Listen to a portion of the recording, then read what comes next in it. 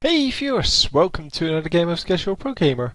Today we're doing a game number 4 of the match between LiquidTaeJa as the top left Terran and MForGG in the bottom right as also a Terran. So it is another Terran versus Terran.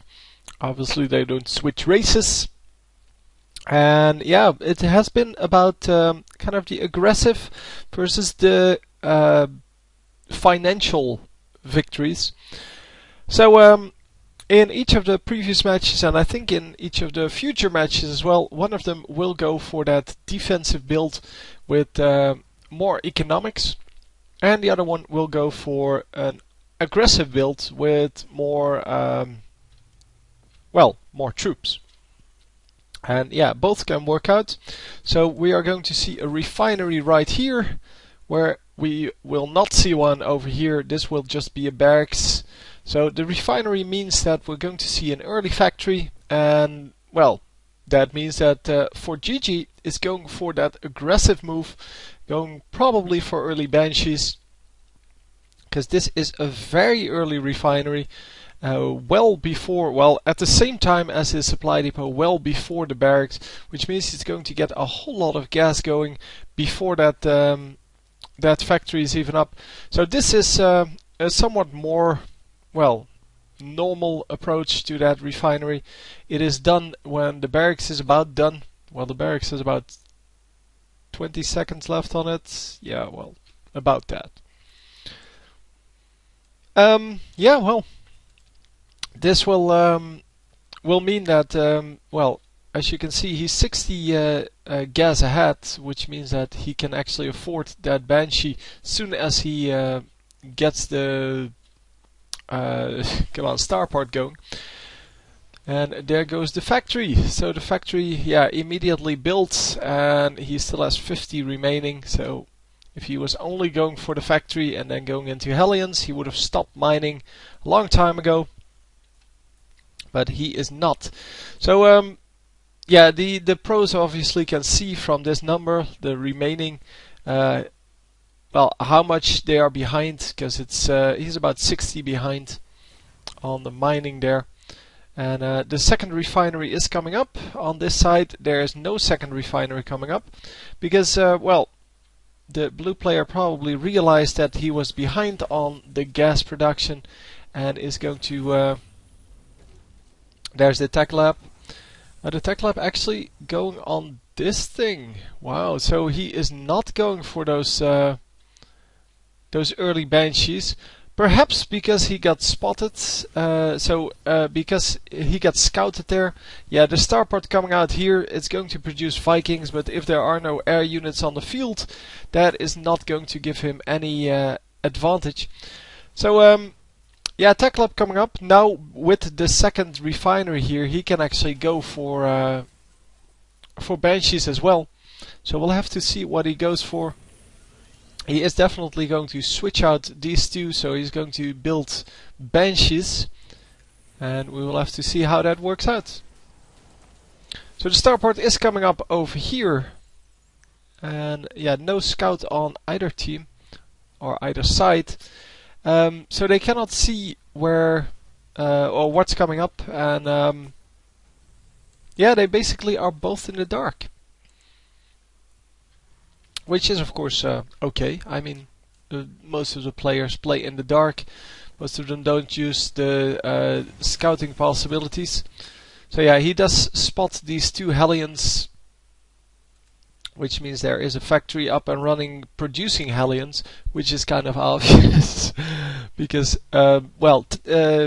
he did see the factory, but he did not see obviously that what was coming up. And indeed no tanks yet, so no tanks in production. Banshee is in production. It is finished right now. There it is, and it is going to fly across the map. And skirt around the edges of this, of course, because this is the vision range of this tower, and he knows that that tower is up. If that or might be up, he knows where the tower is. If this tower would have been captured, he probably would have gone around that as well, because these players are good enough to know where these edges are. So yeah, the Banshee comes out, but there's already a Viking underway. Oh, it's already produced. There it is. So it is not a big deal. He needs 2 Vikings to actually deal with this, or a Viking and some Marines. But yeah, well, as long as there's no cloak, it's no big deal. You can just guard it with 1 Viking. So there is a Raven coming up to detect. Yeah, and there it is. So the cloak comes up at the same moment the Raven comes up, and that is no good. That is going to cost him about 80% of his health. Yep, and these two are just going to retreat. He did nothing with that Banshee, and that is a huge investment. And in the meantime, let's rewind that for a moment, shall we? Because I can only focus on one part of the map at the same time. So we see the Banshee coming in, blah blah blah blah blah. This is a second Banshee, by the way, just so we're clear. Yeah, this fight is coming in. And it is going to take out this whole base. If yeah, there is no defense. There is no defense at all, except for this this one Banshee that actually is used for defense now. And the other Banshee might have gone down. I think so. If one of these has a kill, then that is the Banshee. Yep, they got a kill. And that is excellent. So nice multitasking there. It's better than my multitasking, obviously, because I couldn't even follow 2 fights at the same time. No, I can't do that. I can't just click around the map and yeah, show you everything at the same time, because that is not the way it works. So yeah, we have this this army coming up and doing a little bit of damage. Actually, doing quite a bit of quite a lot of damage. Yeah, another Banshee out. He might have repaired his old one though. A Raven out, a Viking out, so 1 of each. It's kind of the, yeah, let's do just a little bit of everything build. And yeah, they do complement each other, because obviously the Raven detects the Banshees, the Vikings destroy the Banshees, where the Ravens cannot destroy the Banshees, or not very easily anyway. They can, but it's not very likely. And then the Vikings are there to defend the Banshee, and well, the Banshee deals with ground targets, whereas the Vikings deal with air targets. So the Raven can deal with both of them with the auto turret, or it can defend both of them with the point defense drone. Point defense drone, very important for Viking versus Viking battles, and we will have to see how that works out, if there are any coming in, because I don't actually know if there are Vikings. Yes, there are 4 Vikings here, so not a whole lot, but he is training them 2 at a time now. And his enemy, the blue player, is only producing 1 at a time.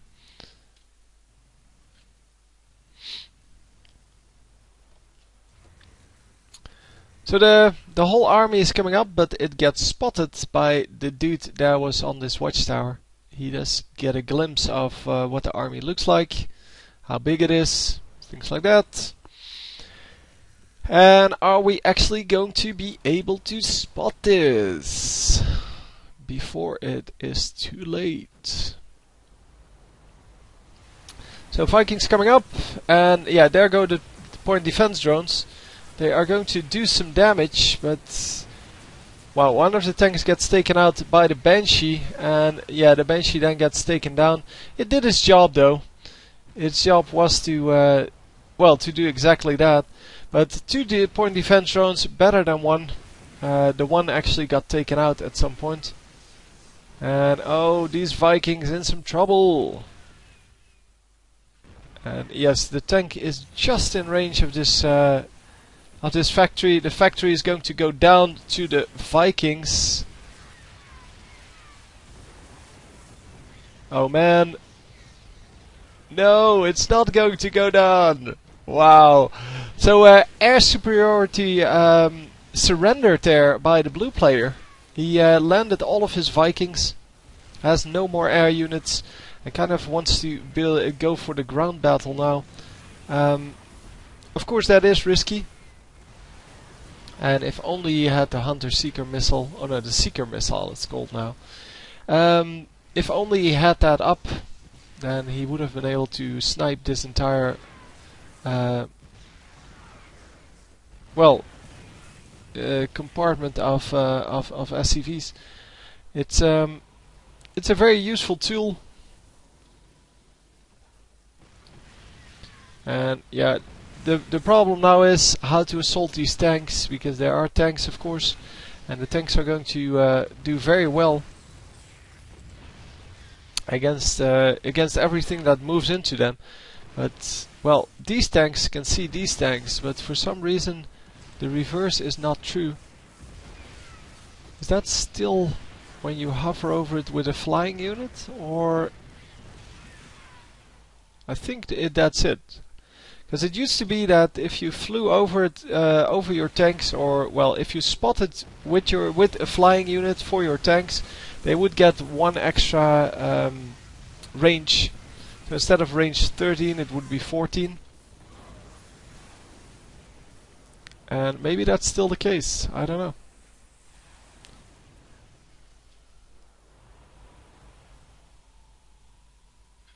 So yeah, the ground battle is now going on, and yeah, with all of these Vikings there is no way he can take that back, that air superiority.